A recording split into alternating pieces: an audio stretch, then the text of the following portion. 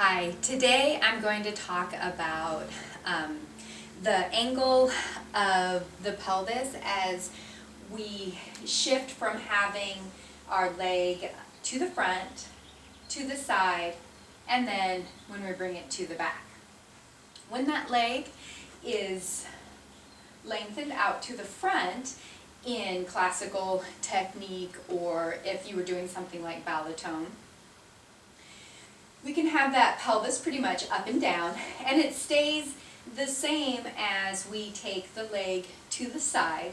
As soon as we take the leg to the back, the angle of the pelvis anatomically has to change to allow that.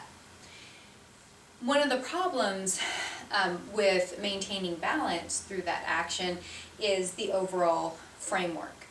And I've talked about framework before, where we have across the shoulders, and then we have that level pelvis, making this nice rectangle. Sometimes I like to think of two lines crisscrossing to keep that framework nice and stable. So to the front, we can keep that framework pretty stable. Taking it to the side, as long as we stay lengthened on that supporting side, we can keep it pretty stable. As soon as that leg travels to the back, if we don't pay attention to the working side of the framework, it's very easy to have it open up, and that's where we have a balance issue. From the front, that loss of framework is going to look a little something like this. So I've sort of opened up to this side, and now I've lost that rectangle. So what we have to focus on is we're holding that framework.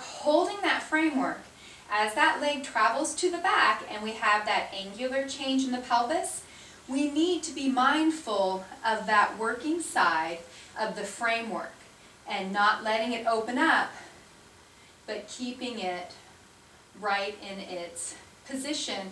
And of course, this becomes more challenging as that leg changes levels. Again, change in the pelvis, we need to compensate through that framework and not let it go. From the front, it would look like this. So we're front, we carry side. As that pelvic angle changes, we maintain that framework.